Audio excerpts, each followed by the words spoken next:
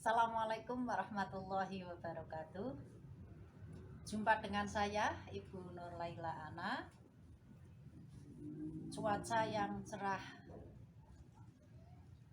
di musim kemarau yang panjang ya, dimana kita harus selalu menjaga kesehatan agar tetap fit ya, untuk melakukan semua aktivitas keseharian kita.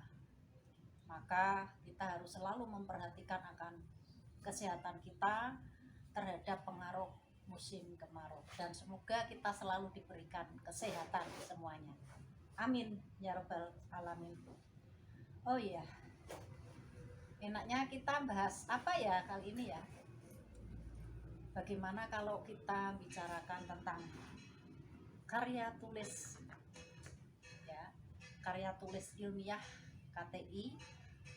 Nah, bicara soal karya tulis itu ada karya tulis karangan ilmiah, ada karangan semi ilmiah, dan ada juga karangan non ilmiah.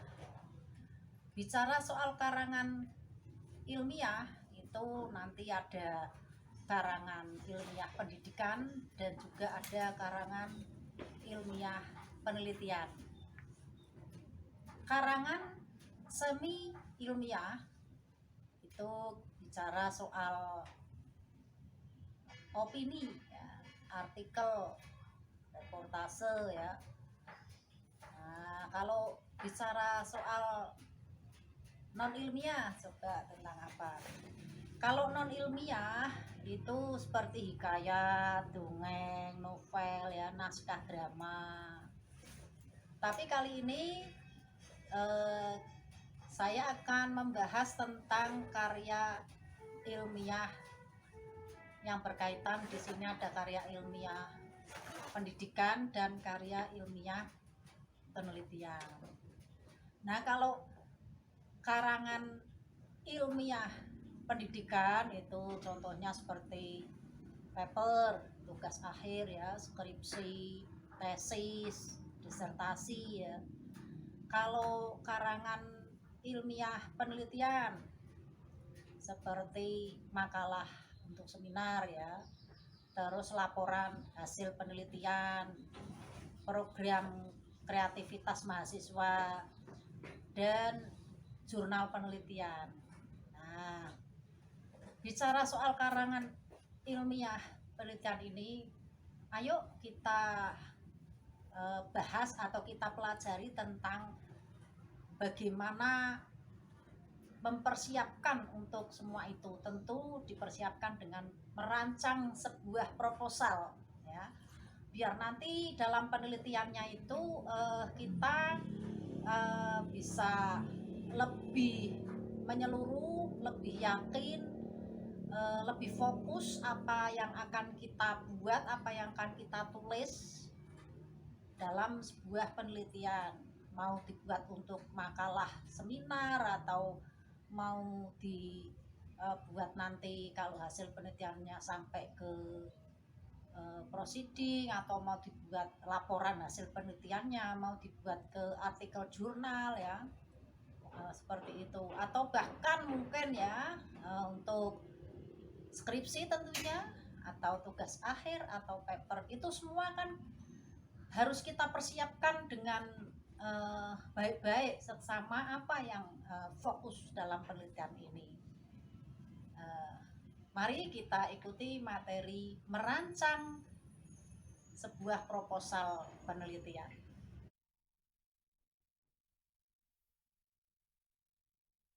Oke, kita lanjutkan tentang materi merancang sebuah proposal penelitian. Di dalam pembahasan rancangan sebuah proposal penelitian itu ada struktur yang wajib ada di dalam rancangan proposal tersebut. Yang pertama tentunya judul proposal. Judul proposal itu nanti ada di dalam lembar cover ya. Selanjutnya daftar isi. Nanti daftar isinya tentang apa dalam lembar tersendiri. Dan di dalam rancangan proposal itu di sini cukup ada 3 bab. Bab yang pertama itu pendahuluan, bab yang kedua landasan teori dan kajian pustaka. Misalkan di dalam bab 2 mau ditambahi kerangka berpikir dan hipotesis juga boleh, silahkan. Terus di dalam bab 3 itu metode penelitian. Nah, di bab 1 pendahuluan itu minimal sederhananya ya, ada 4 ini latar belakang masalah, yang kedua rumusan masalah, yang ketiga tujuan penelitian, dan yang keempat manfaat penelitian. Di dalam bab 2 ini di sini disajikan cukup 2, yaitu ada landasan teori dan kajian pustaka, dan bab 3 itu di dalam metode penelitian minimal ada 3 ini yang saya sajikan, yaitu yang pertama tempat dan waktu penelitian, yang kedua teknik pengumpulan data, dan yang ketiga teknik analisis data. Dan dalam proposal tentu daftar pustaka wajib ada ya. Yang pertama tadi bahas tentang judul. Bahas tentang judul itu sebetulnya apa sih judul dan apa yang ada di dalam judul harus bagaimana. Di dalam judul itu menggambarkan permasalahan utama.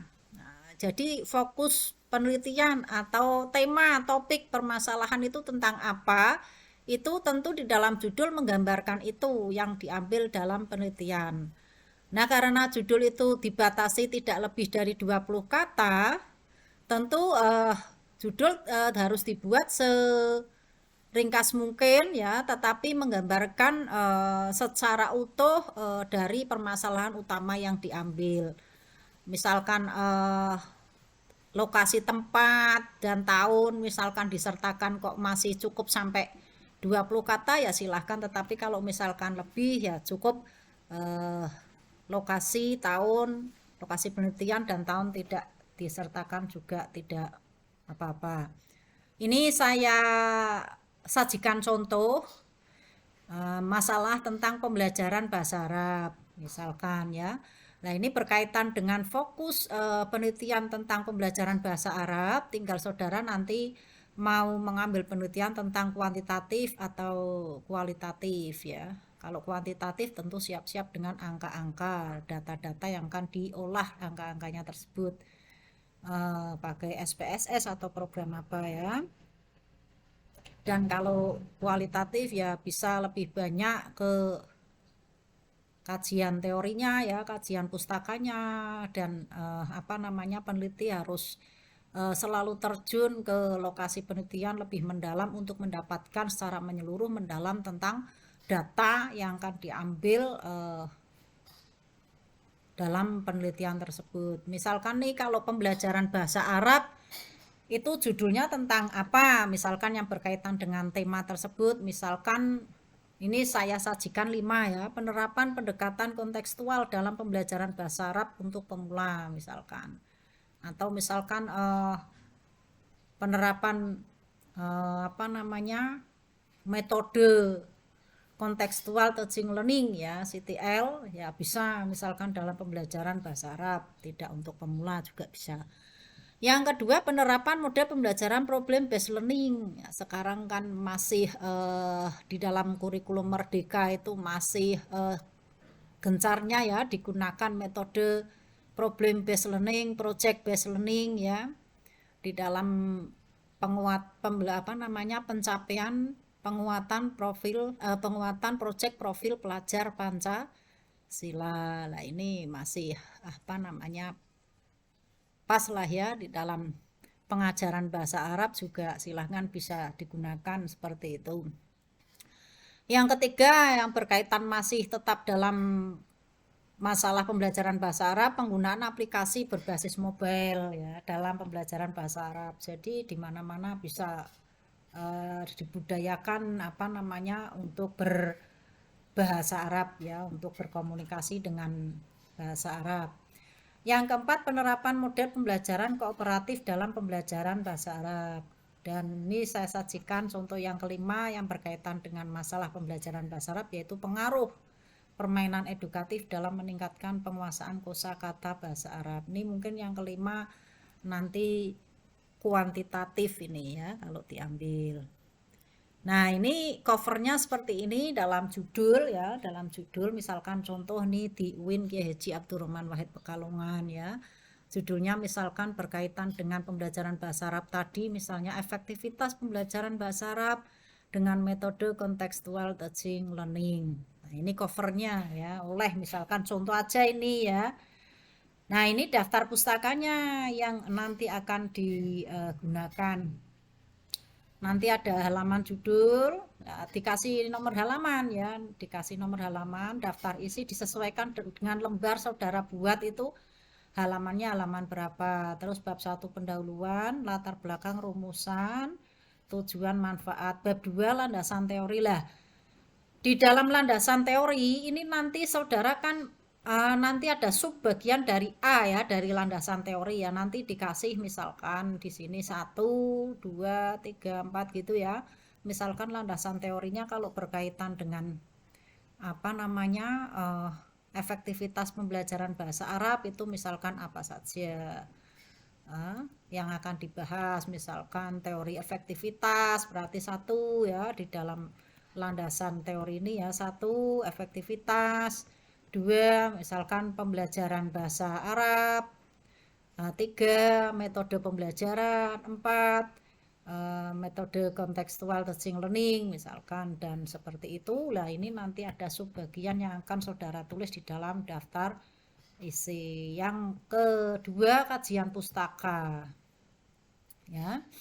Nah, terus yang bab 3 metode penelitian ya ditulis dalam daftar isinya, berisi tentang tempat dan waktu penelitian, teknik pengumpulan data, teknik analisis data, dan yang terakhir daftar pustaka. Semua dikasih halaman ya. Selanjutnya di bab 1 pendahuluan, latar belakang yang pertama kan ya. Latar belakang itu sebetulnya membahas tentang apa sih? Latar belakang itu membahas tentang saudara kemukakan masalah yang akan Anda teliti. Jadi nanti saudara dalam hal ini membahas gap ya. Jadi dari gap penelitian atau gap dari fokus yang saudara teliti, kenyataan yang ada di lapangan, faktanya ya, kenyataan fakta secara real, terus gap teorinya ya, teorinya nanti saudara angkat juga dalam latar belakang. Terus yang ketiga itu gap terjadi kesenjangan apa nanti yang akan kira-kira yang akan dihasilkan di dalam penelitian tersebut, yang nanti menjadi sebuah tema yang jadi judul tersebut. Jadi membahas tentang 3 gap. Gap teori, gap kenyataan yang ada seperti apa yang menjadi fokus penelitian saudara, dan yang terakhir harapannya saudara akan membuat seperti apa. Nah, lalu berikan alasan latar belakang mengapa Anda melakukan penelitian tersebut. Dan yang ketiga, kemukakan juga mengapa Anda tertarik melakukan penelitian tersebut. Nah, ini nanti ditulis contoh saja di dalam lembar bab 1 itu ada bab 1 pendahuluan latar belakang. Ini nanti dibahas secara umumnya juga ya, secara umum nanti bahas secara teori. Kasih daftar pustaka teorinya itu ngambil dari mana di sini ya, ditulis di bawah seperti ini, atau silahkan nanti saudara ditulis tidak di model di bawah seperti ini, tapi langsung dituliskan di dalam paragraf yang diambil ini teorinya ya. Nah, ini nanti di bawah ada contohnya yang model di apa namanya ditulis di dalam lembar tersebut. Dilanjutkan ini secara umum tadi ya, secara umum latar belakangnya, baru nanti bahas tentang pendidikannya, terus dilanjutkan ke spesifik karena tentang masalahnya pembelajaran bahasa Arab. Tentu saudara setidak-tidaknya di sini mencantumkan teori-teori dari Al-Quran atau Al-Quran dan Al-Hadis ya, Al-Quran dan Hadis ya, Al-Quran dan Hadis lah. Nanti saudara kalau sudah mencantumkan tentu secara lengkap suratnya, ayatnya ya, terus ditulis sampai terjemahnya, dan di sana Saudara kalau di dalam menulis itu tidak hanya cukup menulis saja, tapi perlu diingat-ingat tentu ada ulasan dari penulis, ya. Ini di sini kan ada ulasannya ya. Nah, ini siswa tidak hanya diberikan secara materi saja, akan tetapi ini kan ulasan. Ini juga hal ini terlihat pada program pembiasaan setiap harinya, ini juga ulasan. Ini juga ulasan nih ya, di pembelajaran yang berorientasi target dalam penguasaan. Ini kalau diawali kan dari teorinya, ini dari belajar ini ya. Dari belajar akan lebih bermakna, ini teorinya Husnannya kan sampai nomor angka ditulis nomor 3 ini.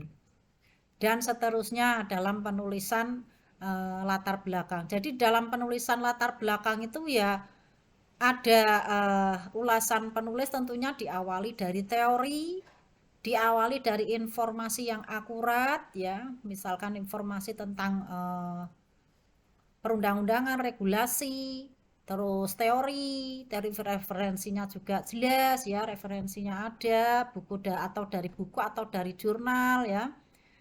Terus juga diulas oleh penulis, jangan lupa. Jadi tidak hanya penulis itu mengutip tetapi tidak memberikan ulasan. Nah, ulasan itu bisa berbentuk sebuah kesimpulan dari beberapa teori yang sudah ditulis, dan ulasan itu juga bisa menambahinya dengan argumen-argumen dari si penulis dengan berpedoman pada fokus teori yang sudah diungkap di sebelumnya. Nah, sehingga dari ulasan-ulasan tadi setelah ditulis, nanti saudara disimpulkan dari latar belakang tersebut bahwasanya berdasarkan latar belakang di atas, penulis merasa tertarik untuk meneliti dengan mengambil judul tadi sesuai di atas. Lah, nanti judulnya ini di tulisan latar belakang ini ditambahi di mana ya, mungkin lokasinya di mana, tahun berapa gitu. Nah, kita lanjutkan. Setelah latar belakang adalah rumusan masalah. Bentuk rumusan masalah itu berupa pertanyaan. Jadi rumusan masalah itu minimal terdiri dari 2 pertanyaan, minimal ya. Jadi tapi lebih baik ya lebih dari 2. Misalkan kalau karena kenapa kok lebih dari 2? Karena kalau semakin lebih rumusan masalah tersebut, semakin penelitian itu menghasilkan lebih konkret, lebih mendalam, dan lebih jelas kelihatan signifikansinya atau kelihatan hasil dari penelitian tersebut secara apa namanya ya, lebih jelas lah, lebih lengkap gitu ya, lebih mendalam. Nah, dari tadi judul yang diungkap di atas tadi ini saya sajikan ada 4 rumusan masalah ya.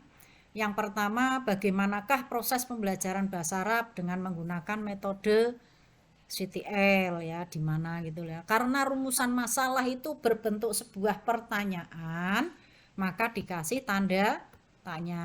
Yang kedua, ini strategi pembelajaran apa? Ya, apa saja yang digunakan dalam pembelajaran bahasa Arab dengan menggunakan metode CTL tadi ya, di tanda tanya lagi. Yang ketiga, bagaimanakah hasil belajar siswa pada pembelajaran bahasa Arab dengan menggunakan metode CTL tadi ya, tanda tanya lagi ya, di mana. Dan yang terakhir, yang keempat, apakah metode CTL itu terbukti efektif dalam penerapan pembelajaran bahasa Arab di tanda tanya lagi ya, gitu. Ini dari satu judul tadi itu bisa disajikan 4. Mau disajikan rumusan lebih dari 4 juga bisa, lebih baik lagi ya. Jadi bisa menyorot secara lebih mendalam dan secara keseluruhan. Kita lanjutkan di tujuan penelitian. Ya, bentuk tujuan penelitian berupa pernyataan atau kalimat berita.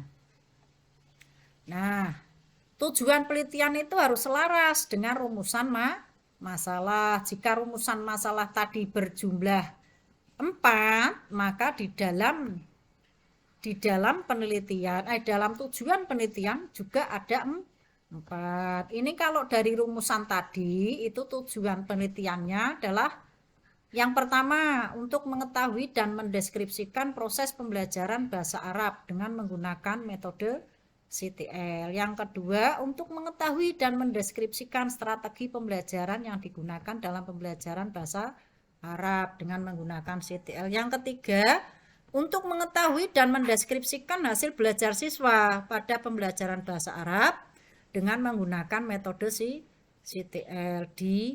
Dan yang terakhir, untuk mengetahui dan mendeskripsikan metode CTL terbukti efektif atau tidak dalam penerapan pembelajaran bahasa Arab. Jadi sinkron ya, rumusannya 4, tujuan penelitiannya 4. Sekarang kita lanjutkan manfaat penelitian. Di dalam manfaat penelitian itu sering disebut dengan kontribusi penelitian. Nah, jadi penulis itu mengadakan penelitian, itu rancangannya tentu akan berkontribusi untuk siapa ya? Untuk apa kemanfaatannya ya? Secara teoritis ini kita ambil yang praktis saja ya. Ada 2 manfaat, yaitu teoritis dan manfaat praktis, karena di dalam proposal ya kita ambil secara praktis saja. Manfaat teoritis itu contoh dalam penelitian ini berarti dapat meningkatkan prestasi belajar siswa dalam belajar bahasa Arab, karena peserta didik semakin bersemangat belajar ataupun mempunyai kepercayaan diri untuk mengetahui sesuatu yang belum diketahui, sehingga membuat peserta didik tidak tertekan. Misalkan di dalam pondok pesantren penelitiannya ya berarti membuat santri tidak tertekan di dalam proses belajar mengajar dengan penerapan metode CTL. Terus juga misalkan untuk siapa lagi, nah ini disesuaikan dengan populasi atau responden di dalam penelitian ini. Kalau peserta didik yang membuat peserta didik. Yang kedua, manfaat praktis itu dapat menjadi wawasan dan pengetahuan bagi peneliti. Bagi peneliti, juga bagi dinas terkait ya, dinas pendidikan, atau mungkin bagi yayasan kalau pondok pesantren, atau bagi Kementerian Agama setempat ya, Kementerian Agama kota atau kabupaten, dan masyarakat di sekitar tersebut, atau mungkin bagi orang tua, atau mungkin bagi santri, bahwa peningkatan kualitas pembelajaran, atau mungkin bagi ustadz-ustadzah, bagi gurunya dan lain sebagainya ya, dewan pengajar ya, bahwa peningkatan kualitas pembelajaran bahasa Arab dapat menerapkan metode contextual teaching learning. Nah, setelah bab 1 selesai, baru saudara lanjutkan di bab 2. Bab 2 landasan teori atau kajian teori, dan tadi ditambah kajian pustaka ya. Di dalam landasan teori atau kajian teori itu di dalam proposal maksimal 8 halaman. Kalau misalkan lebih ya silahkan, enggak apa-apa lah ya. Tapi setidak-tidaknya ya teori yang diangkat itu tidak sedikit ya, dalam arti bisa menggambarkan secara utuh dari teori yang menopang atau teori yang memedomani dari penelitian atau tulisan yang saudara tulis. Jadi ada mendasar, ada dasarnya ya. Berisi teori-teori dari para ahli yang berkaitan dengan masalah yang dibahas. Teori yang dikutip harus sesuai dengan daftar pustaka. Jangan hanya mengutip, tetapi tentu saudara harus memberikan ulasannya ya, beri argumen atau menyimpulkan sekaligus menambahi setidak-tidaknya ada bahasa-bahasa dari saudara yang lebih menggambarkan dari apa yang tertulis dalam teori-teori yang diungkap sebelumnya. Di dalam landasan teori tadi, kalau judul tadi ya, itu misalkan tadi sudah saya sampaikan, setidak-tidaknya ada teori yang menggambarkan di atas di judul tadi. Misalkan ini contoh, ada 1 teori efektivitas, yang kedua pembelajaran bahasa Arab, yang ketiga metode pembelajaran, yang keempat contextual teaching learning. Nah, dan yang selanjutnya kajian pustaka. Ini kajian pustaka bisa diambil dari jurnal ya. Karena ya kalau kajian pustaka itu kan dari penelitian-penelitian sebelumnya yang telah meneliti dari setidak-tidaknya apa yang sesuai dengan judul yang saudara ambil, tema yang saudara ambil, fokus penelitian yang saudara ambil, menyesuaikan dengan itu. Walaupun tidak persis seutuhnya tentunya kan ya, tapi ada dasar di mana penelitian yang saudara lakukan, yang saudara ambil, yang saudara rancang di dalam sebuah proposal itu adalah saudara melanjutkan dari penelitian yang sebelumnya. Ada gambaran yang sebagai dasar. Di dalam landasan teori, penulisan dari teori-teori tersebut, misalkan contoh nih ya. Ini di sini kan mengungkap tentang misalkan teori norma ya, mengungkap tentang teori norma. Ini menurut Toha. Menurut Toha Miftah, ini sebuah buku, ini bukan artikel ya, bukan jurnal. Ini kalau buku itu tentu ada halamannya, tetapi kalau jurnal itu cukup tahun tidak masalah. Setidak-tidaknya nanti penulis mengangkat waktu untuk baik jurnal maupun buku ya 10 tahun sebelumnya kalau buku ya referensi. Kalau untuk jurnal ya 5 tahun lah ya, kalau jurnal 5 tahun. Nah, ini misalkan ditulis menurut. Jadi tidak tadi misalkan daftar pustaka teorinya ditulis di bawah ya, dengan misalkan menulis ini teori yang ketiga ditulis 3, terus langsung menurut dari teorinya siapa, tahun berapa, bukunya tertuliskan apa, judulnya atau jurnalnya tertuliskan apa dan sebagainya. Ini tidak, misalkan saudara langsung ditulis di sini menurut Toha Miftah. Ini kalau begini nanti tinggal ditulis di daftar pustaka ya. Jadi nanti saudara mau pakai sistem seperti apa. Tapi kalau lebih nyaman misalkan ditulis seperti ini, tentunya kan nanti di dalam daftar pustaka itu kan harus ada ya. Jadi cukup satu kali kerja ditulis di sini. Terus karena di sini juga kalau pakai sistem Mendeley kan juga dituliskan di sini ya, tidak di bawah. Jadi cukup seperti ini. Ini misalkan ditulis norma merupakan ngambil dari Miftah, Toha Miftah ini ya. Sampai di sini nih. Nah, sampai di sini. Nah, untuk di sininya mulai dengan ini sudah ulasan saudara, ulasan penulis. Ini sudah ulasan penulis. Ini sudah ulasan penulis. Jadi kalau ulasan kutipan ini di sini. Ini kutipan sampai sini. Dengan demikian ini sudah ulasan. Dilanjutkan ke bawah. Ini juga ulasan. Nah, terus ini mulai kutipan lagi. Ini kutipan. Kutipannya mulai dari, karena seperti yang telah dibuktikan bahwa semakin tinggi konflik. Lah ini menurut kutipannya dalam penelitiannya Toha Miftah ini dari sini. Terus dilanjutkan ulasan lagi ya. Begitu seterusnya. Ini juga kutipan ya, kutipan menyampaikan bla bla bla bla. Nah, terus di sini ada ulasannya dari penulis ya. Terus juga di sini baru kesimpulan ya, kesimpulan. Nah, terus misalkan saudara mengambil kutipan teori yang mana lebih dari minimal 5 ya, 5 baris kalimat ya, 5 baris kalimat minimal sudah bisa dibuat penulisannya itu adalah menjorok 5 spasi ya, menjorok 5 spasi, menjorok ya, menjorok. Dan dengan spasi 1, dengan spasi 1. Menjoroknya sekitar 5 ketukan, yang keenamnya baru ditulis. Dan ininya spasi 1. Terus dilanjutkan di sini ulasan lagi ya.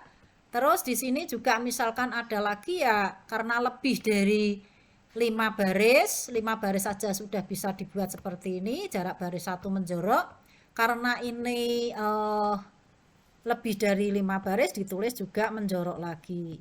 Terus dan seterusnya dikasih ulasan lagi ya, dikasih ulasan lagi, ulasan dari penulis dan seterusnya seperti itu.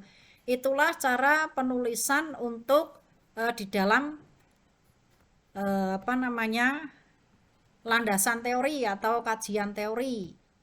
Dan juga di dalam kalau kajian pustaka itu beda hal. Kalau kajian pustaka itu bentuknya apa namanya, dituliskan teori-teorinya saja ya, dituliskan teori-teorinya saja. Jadi kalau di dalam kajian pustaka saudara tidak mengulas, tetapi cukup dituliskan teorinya saja. Kecuali kalau dikasih ulasan itu kalau di dalam pembahasan. Kalau di dalam pembahasan itu kan tetap ada teori dan juga kajian pustaka atau jurnal-jurnal yang menopang di dalam penelitian tersebut. Nanti saudara diulas oleh penulis di dalam pembahasan untuk kajian pustaka yang dicantumkan jurnalnya di dalam pembahasan. Nah, seperti itu ya. Selanjutnya kita yang bab terakhir adalah metode penelitian. Metode penelitian itu di sini saya sajikan ada 4, itu ada pendekatan atau jenis penelitiannya, mau kualitatif, deskripsi, dan kuantitatif yang nanti dengan angka-angka menggunakan statistik. Yang kedua tempat dan waktu, berisi penjelasan lokasi penelitian penulis di mana dan waktunya kapan ya. Terus yang ketiga teknik pengumpulan data, mau menggunakan teknik apa saja, misalkan ada wawancara, angket, studi pustaka ya, instrumen, nanti ada dibantu kuesioner angket itu ya. Dan yang mungkin ada dokumen-dokumen apa ya yang mendukung ya, data-data apa yang mendukung ya silahkan. Yang terakhir analisis data. Analisis data itu nanti saudara mau menggunakan analisis dengan apa ya. Misalkan kalau kuantitatif, misalkan analisisnya ya nanti akan dibantu oleh SPSS, mau pakai SEM, mau pakai PAT analisis, atau mau pakai regresi, atau mau pakai apalah ya, korelasi dan lain sebagainya itu kalau kuantitatif. Tetapi kalau analisis datanya kualitatif ya kualitatif deskripsi ya silahkan nanti yang bisa membantu untuk dengan pendekatan kualitatif. Nah ini contoh daftar pustaka ya. Jadi tulis semua sumber pustaka yang dirujuk dalam penelitian saudara ya. Jadi misalkan nanti menggunakan Mendeley ya nanti akan muncul seperti ini. Tinggal nanti pakainya Mendeley-nya kan kalau ini kan pakai apa ya, apa yang 7 ini apa 7 atau apa namanya model apa di dalam Mendeley tinggal disesuaikan dengan template atau yang akan saudara kehendaki. Nah itu kalau misalkan apa namanya buku ya contohnya ini misalkan seperti ini, tapi kalau nanti dimasukkan ke Mendeley itu nanti tentu akan muncul secara lengkap penulisannya sesuai dengan yang akan digunakan modelnya, model penulisan yang apa ya. Begitu saya kira yang dapat saya sajikan di dalam. Begitu tadi materi yang sudah saya sampaikan tentang merancang sebuah proposal penelitian. Semoga dapat bermanfaat. Terima kasih atas perhatiannya. Assalamualaikum warahmatullahi wabarakatuh. Sampai jumpa.